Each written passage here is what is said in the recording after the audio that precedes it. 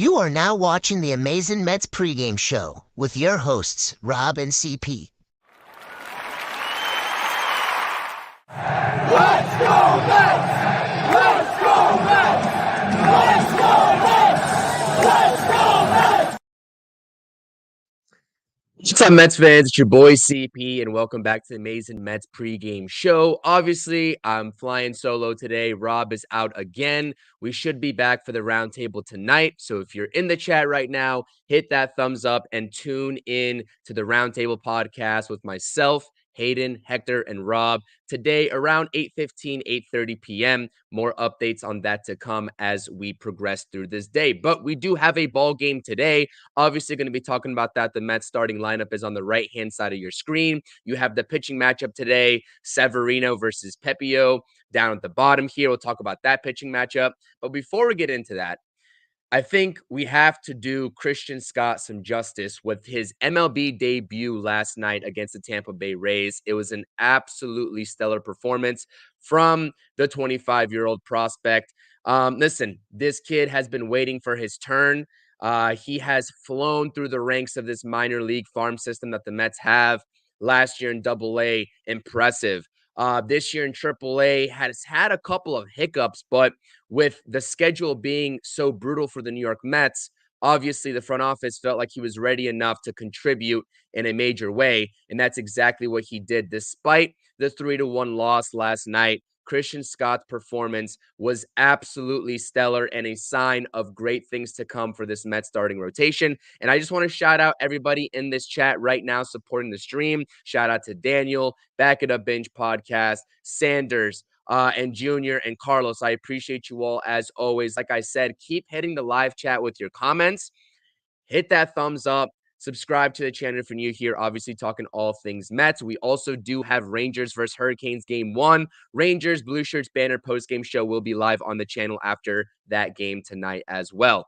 And, this is a great comment, and I want to start this stream off by just pointing out this comment from Sanders here. The Mets have very good pitchers in the pipeline. This was a thought that the Mets pitchers in the farm system wasn't as up to par as the hitters and the offense in the farm system. And that's just simply not the case.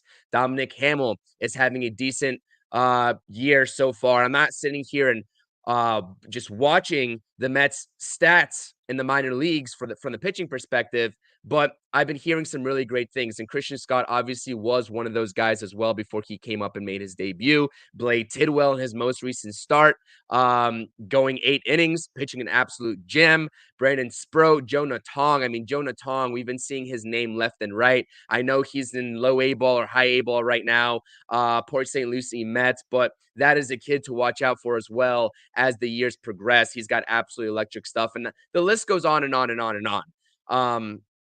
But that isn't actually a great comment because, like I said, going into this offseason, in this past offseason, a lot of Mets fans were like, well, the Mets pitching isn't really so great in this farm system. And I definitely disagreed back then. And I think that everyone's starting to see why I disagreed because that's just simply not the case. But nonetheless, Christian Scott, stat line, 6 2/3 innings pitched. I know there's some speculation on how far Christian Scott would go in his debut. I know Rob was skeptical that he was going to go past 5 innings, even if he was pitching to a low pitch count, and he blew right by that. 6 2/3 innings pitched, got taken out right there in the 7th inning with a 94 pitch count, I believe. He was only at 94 pitches. Fastball slider was absolutely electric, and the combination was absolutely lethal. 6 strikeouts to go with that. Only 1 earned run given up. Got into some trouble there in the 1st inning, probably due to some rookie jitters, obviously. Their nerves, all that good stuff. And he definitely overcame that performance and retired 12 straight after that. So, you know what? We're going to take the win where we can get them, especially right now, early on this season. The record is 16-17 right now. Understand that, but that performance is something that we can build off of as an organization. So that's exactly what we needed to see. And like I said, fastball is up to 96. I did have to leave, and I did have to sort of watch from the ESPN Game Day cast and not really live after Christian Scott's performance was done. So obviously Adam Ottavino came into the game, walked a couple batters. I believe he surrendered 2 to 3 walks. One of those walks obviously was the go-ahead run. It was an absolute battle of an at-bat, 3-2 count, walked them for the go-ahead run, and the Mets lose the ball game from there. They're not able to put up any offense. Obviously, the offense is the issue here. We keep on talking about games where the Mets are losing 2-1, 3-1, 4-1, 4-2. The offense just simply isn't producing. Starling Marte had a couple hits yesterday. Brett Beatty notched a hit, but the offense has been relatively quiet. Pete Alonso has been very quiet. His average is now down to 214, and he struck out twice yesterday of his 3 at-bats. A lot of murmurs around this fan base are asking whether we should be worried about Pete Alonso. And I'd love for my answer to be no, but quite simple, just looking at the at-bats that he's taking, we have to start to worry just a little bit, right? Especially this contract that Pete Alonso is going to want. How are we going to be able to justify getting up to that $200+ million mark that he's going to want to inevitably be up there with some of the highest paid first basemen around the league? So keep an eye on Pete Alonso. Like I said, we're a month in, but at this point, we're not just talking about, oh, we're a week in, oh, we're 2 weeks in. They're still trying to overcome some nerves, some rust. Like we're getting to that point where you need to be locked in. And Brandon Nimmo is one of those guys that started off with an absolutely brutal performance and a brutal stretch to open up the season. His OBP is at 363. His batting average is up to 218 when just a week and a half ago, it was at 182. It's something where these guys are not clicking on all cylinders. And that's still the problem for the New York Mets. So, like I said, the New York Mets came into Tampa. It wasn't really a resurgent Tampa team. They were 14-18 going into this series. They take the first 2 games, and now the New York Mets are starting to, not starting to. They're looking to avoid the sweep, and this is something that's been a common theme here over the last couple series, especially in that San Francisco Giants series. We're like, we can't take a sweep here. We can't take a sweep here. These games are important here, even if it's early May. And this is the same case today. Your backs are against the wall. How do you respond? If you're the Mets, how do you respond? And really, when we get into today's game and the topic of today's game, the opposing pitcher for the Tampa Bay Rays really it's going to be a tall task for this order. Ryan Pepiot is no joke. Just taking a look at his Savant page. Obviously, I don't have the actual metrics here up on the screen. I encourage you to go to look at the Savant page because he's been absolutely stellar. He's been absolutely stellar. And I believe Daniel in the chat here saying Pepiot has given up more than 3 hits only once in his last 5 games, gave up only 3 earned runs in his last 3 games. We are in trouble. He says, thank goodness his Orlando Magic are playing today. They're actually playing right now in Game 7. I am rooting for you all over the Cleveland Cavaliers. So Mets offense doing a better job than Nyquil. That's a funny comment, Ibby, and you're absolutely right. And that's what needs to change today, right? This offense, their backs against the wall. This team, the backs are against the wall in terms of not surrendering a series sweep here in Tampa Bay. How does this offense respond? Listen, Ryan Pepiot, he's got 5 pitches, but he only really uses 3 of them at a large clip. He has a fastball, he has a slider, and that combination, like we saw with Christian Scott, that fastball slider, getting hitters off balance, getting hitters to chase when you get them in pitchers friendly counts, 0-2, 1-2, it's absolutely lethal. So the Mets hitters today really need to work themselves into hitters counts, and it's going to be hard. Ryan Pepiot's fastball velo is not going to wow you. He throws around 93, 94 miles per hour consistently, maybe touches 95 if he's lucky. But the run value on his pitches, especially the fastball, is something that we need to watch today. And it's going to trouble Mets hitters. And I already foresee that. So my thing is chip away early. The Mets offense loves to not work counts. And that is my biggest gripe too with this offense during this stretch is that they don't work counts. And you need to against a great pitcher like Ryan Pepiot. So let's watch out for that.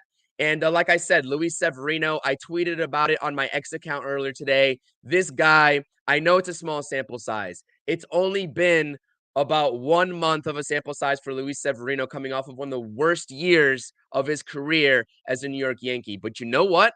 This was a prove-it-year deal that David Stearns gave Mr. Severino. And with the performance that we saw from Christian Scott last night, if Severino keeps this up and we get into the late part of July, early part of August, and he's still pitching well, I'm going to just say this. Luis Severino is still in the prime of his career. He's an automatic re-sign candidate, and you walk into next season with a pitching staff consisting of Kodai Senga, Christian Scott, Jose Buto, and Luis Severino as your top four, and we're cooking. I'm going to take that all day long. And I know I'm fast forwarding into the offseason. I'm fast forwarding into next season, but really the pitching and the sort of idea around why I'm looking forward to that is because the pitching hasn't been the problem.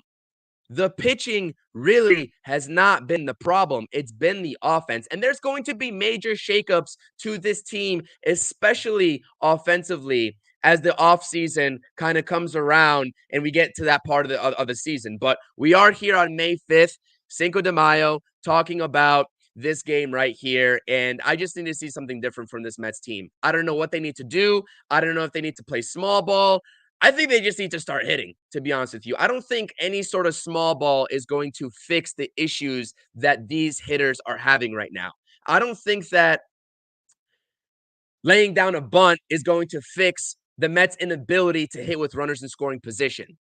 Like, we're talking about a larger scale of a problem here for this offense.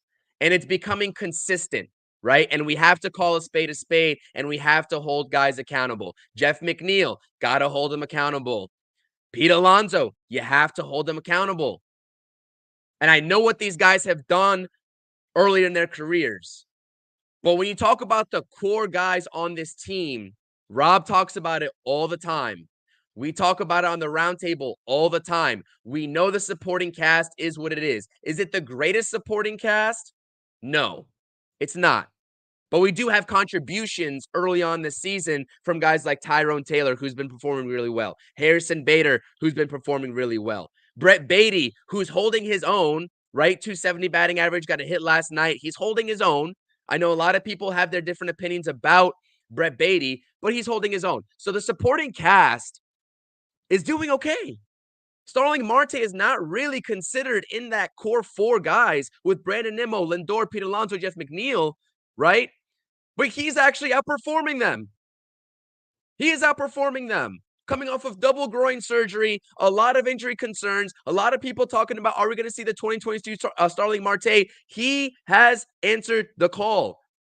It's time for everyone else in this lineup to answer the call. So that is my sort of Mets synopsis in a nutshell. And obviously we can get into the X's and O's, and we will in the roundtable tonight. This is a pregame show. We got first pitch in about 10 minutes here. And you know, it's sort of, the Mets are staying afloat right now, but that's not good enough to me. That's not good enough to me. So in order to cross that next threshold, this offense really does need to pick it up. And I understand that Adam Ottavino walked in the game, the go-ahead run. He's been pretty lights out before this past go-around, the last appearance yesterday. So I guess I'll cut him some slack. I know Daniel had some questions about why only use Reed Garrett in for one batter. Like I said, I had to step out after Christian Scott got pulled. I didn't get to see what transpired with the bullpen last night. So I'm just going to take your word for it that Reed Garrett should have been in there longer. But you know what? Today's a new day. And we got first pitch here in just a second, too. So I want to get to some of the comments. Like I said, I'm up here talking about the Mets. This is not going to be an extensive pregame show. It is Sunday. Hopefully you all enjoying your weekends before we head into Monday. Like I said, it's just me. Rob's out and about. He has a busy schedule as well. And life happens. So we got the Back It Up Binge podcast in here. Let's go Mets. As always, guys, I appreciate you all being here. Make sure you hit that thumbs up. Subscribe to the channel, all that good stuff. We're talking Mets 24/7, schedule permitting. I definitely appreciate it. Let's get into some more comments here.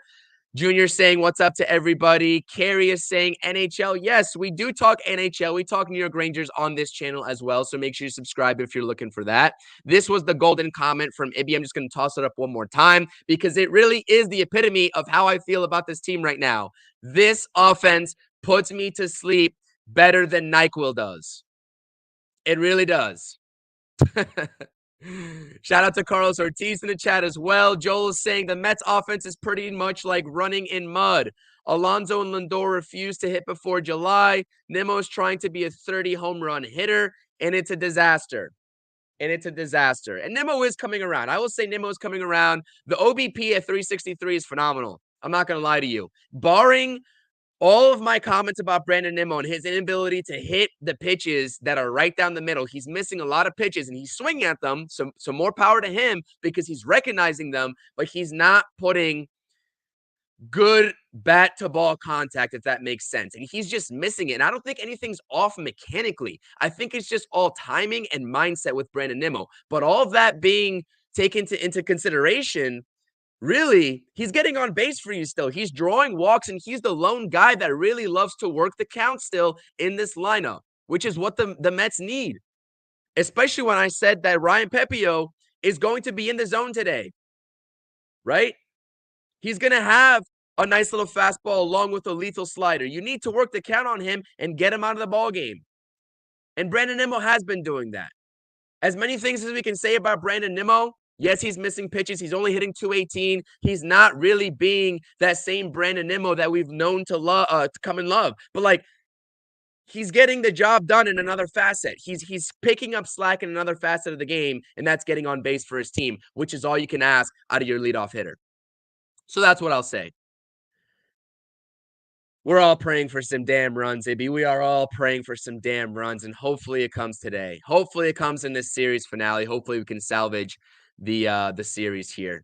Joel C is saying, so I mentioned the comment about the future rotation of this organization being potentially Severino if David Stearns is comfortable re-signing him, if the consistency is there. Christian Scott obviously is going to be a staple in this rotation. I know we're not going to get ahead of ourselves because he had one great start, but you know what?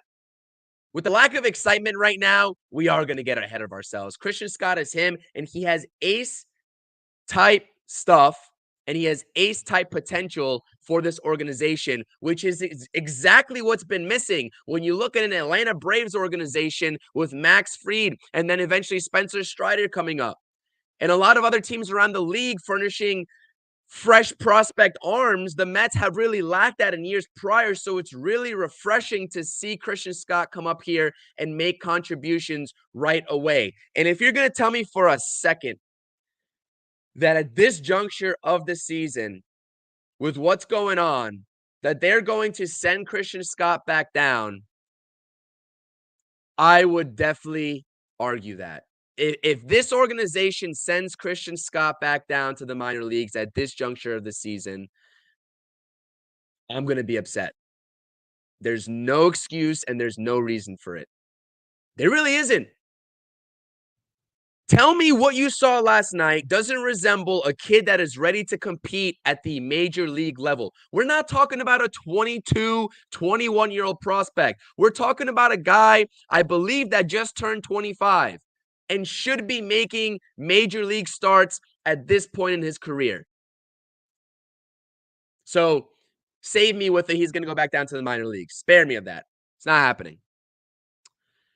Alonso is really the key right now to get it out of the slump. I agree with you. And today's lineup doesn't feature JD Martinez, so that extra pressure is going to be on Pete Alonso. And you know what?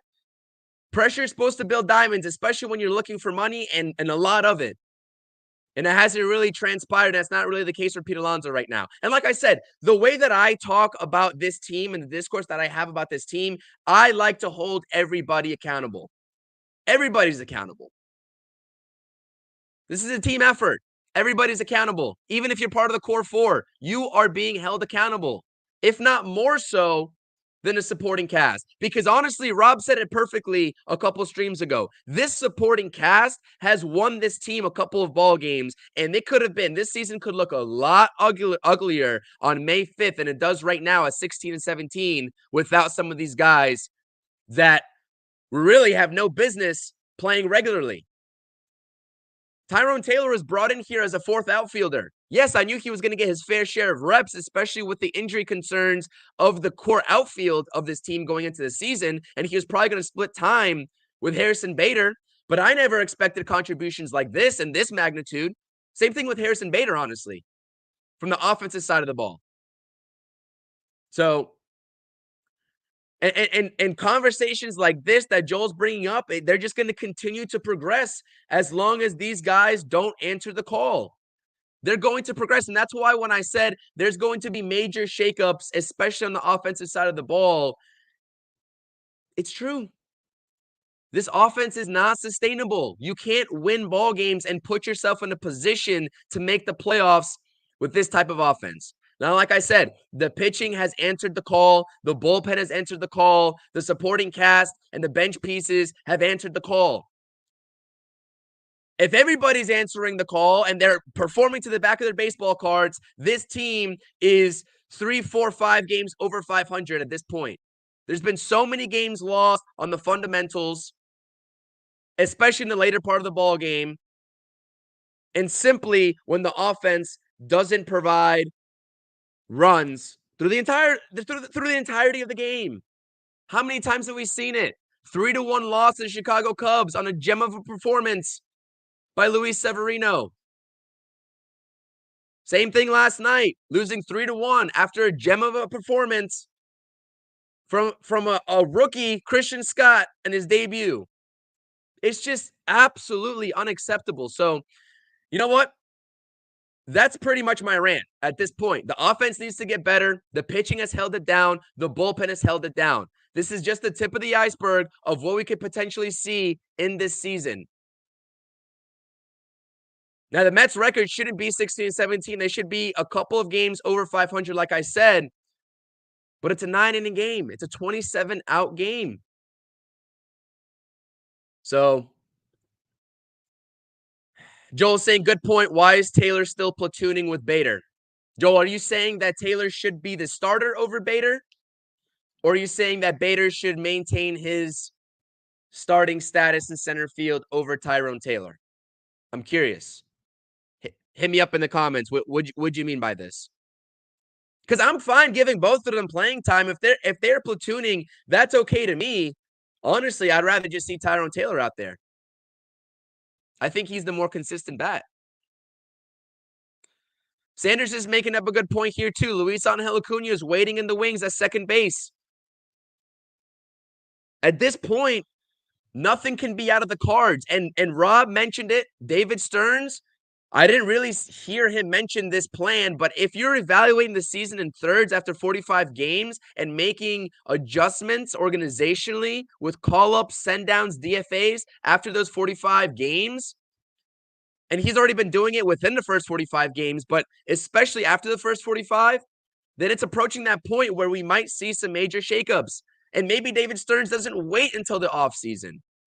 We just saw a Miami Marlins team get off to an abysmal start and trade their best bat to the San Diego Padres on May 3rd. I believe that was 2 days ago. Now, I'm not saying the Mets are in that same situation, but I'm just saying teams who understand their positioning this season, whether they are contenders or not, will not hesitate to make moves earlier rather than later. That's all I'm saying. Daniel's saying, rather see Joey Wendell get out of here if they need a roster spot for Scott. Yeah, there's a lot of different ways that David Stearns can go about this. And I trust David Stearns to make those moves. Like I said, this is year one of David Stearns. So we're not panicking any sort of way. I think this organization is set up for a sustainable future with the minor league talent coming up. It's just the difficult decisions that need to be made about this core and the major league players that are already on the roster, more on the veteran side of who's going to be staying versus who's going to be going to let these kids fill these positions. So let me get into some more comments here. Yeah, Nemo leads our team in RBIs at the leadoff spot. If you don't think that's a problem, then I completely beg to differ with you. We have not seen any sort of run production from the middle of the order guys, especially Pete Alonso, and I know Francisco Lindor just won the Mets single-handedly a ball game against the Chicago Cubs a couple days ago, but I think both of those guys with runners in scoring positions could do a lot better. I think both of them could do a lot better. So that's a problem. And that's sort of why I was like accepting of maybe Nimmo transitioning to one of those middle of the order bats, maybe even a fifth hitter this season, because I understand you sacrificed the on base percentage as a leadoff guy, but Brandon Nimmo has proven that he can consistently drive in runs, and he's a safe option if you need an RBI, whether it's a base hit or via sac fly. Brandon Nimmo is your guy. So I think conversations, maybe not this season, but the next season, are going to have to be surrounding where you bat Brandon Nimmo in this lineup with the personnel that you have. So listen, Daniel's saying it here. Let's go Mets. We got first pitch already underway. I'm going to tune into the game. Roundtable is going to be going on tonight between 8 p.m. start time to 8:30 p.m. start time. Hit the notifications button. Shout out to Steven also in the chat. I appreciate everybody that has supported the chat here. 34 games in. The season is flying by. We're flying closer and closer to that 45-game mark that Rob and I have been talking about. And we'll continue to evaluate this team. I sure hope not. I sure hope not. Christian Scott should not be going back down. No way. So like I said, I appreciate everybody. Thank you so much for tuning in. Hit that thumbs up if you're here. If you're watching on X, come over to YouTube, subscribe to the channel. Obviously, during this pregame, I like to keep it about today's ball game. I talked about the pitching matchups. I talked about the lineup, but I also like to talk about an evaluation of where this Mets team is at right now. So thank you all so much. Rob will be joining us tonight. LFGM, I appreciate it. Carlos, salute. Salute to everybody. Sanders, Daniel, Ibby, Joel, Carlos, Steven, Aaron, everybody else, Junior, Carrie, everybody else in between. Let's go Mets. Avoid the sweep. Let's win us a ball game. Peace.